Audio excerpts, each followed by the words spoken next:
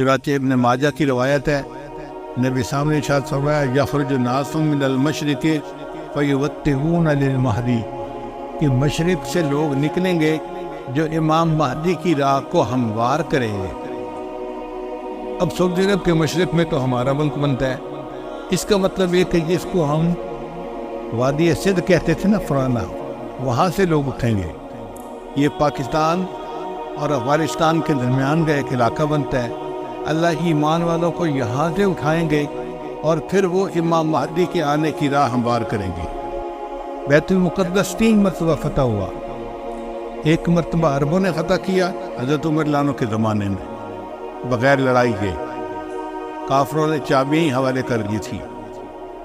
دوسری سطح صرف کردستان کا ایک نوجوان تھا جس کا نام تھا صلاح الدین ایوبی، اس نے صلیبی جنگیں لڑیں اور کافروں سے بیت المقدس کو فتح کروا لیا۔ اب تیسری مرتبہ وہ پھر فتح ہوگا، اور ہمارا یہ گمان ہے کہ اللہ تعالیٰ یہ اعزاز پاکستان کے لوگوں کو عطا فرمائے۔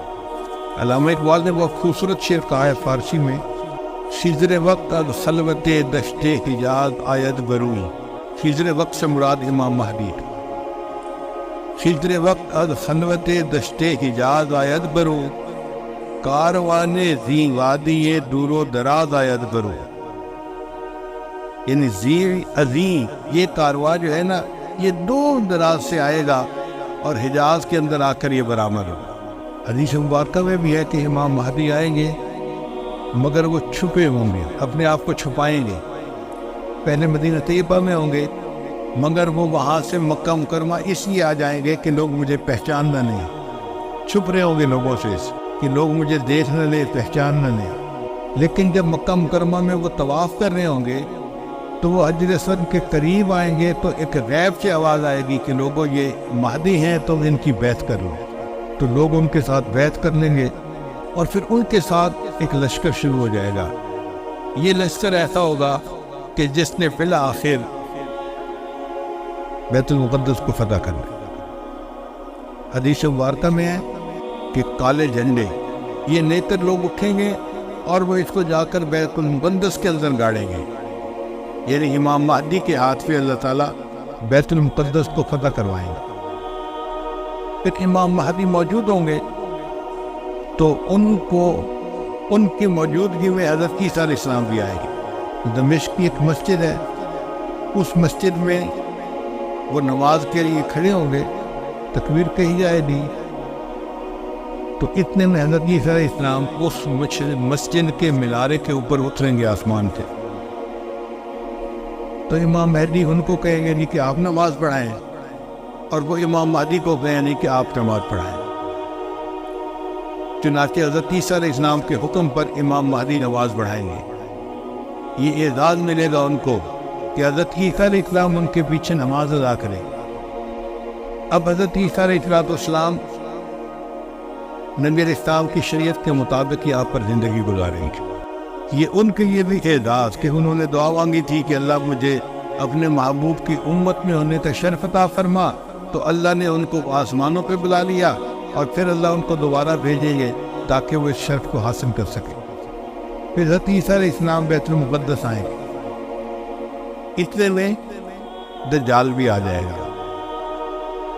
اب دجال جو ہے وہ پوری دنیا کے اندر کفر کو پھیلائے گا۔ اس کے پاس ٹیکنالوجی ایسی ہوگی کہ بارش برسے گی، کھیتیاں زیادہ ہو جائیں گی، پھل زیادہ ہو جائیں گے اور لوگ اس کے پیچھے لگ جائیں گے مادی وسائل کی وجہ سے۔ بلکہ حدیث پاک میں آتا ہے کہ اس کی پیروی کرنے والی عورتیں زیادہ ہوں گی، کیونکہ عورتوں میں مادیت پرستی زیادہ ہوتی ہے، چمک دمک ان کو زیادہ کھینچتی ہے، تو یہ دجال کے فتنے میں زیادہ گرفتار ہوں گی۔ پھر حضرت عیسیٰ علیہ السلام کو جب پتہ چلے گا تو وہ دجال کی پیچھا کریں گے کہ اس کو قتل کریں۔ اب دجال وہاں سے بھاگے گا تو بھاگ کے کہاں جائے گا؟ وہ اسرائیل جائے گا، اور وہاں پر ایک جگہ ہے اس کا نام ہے باب لد۔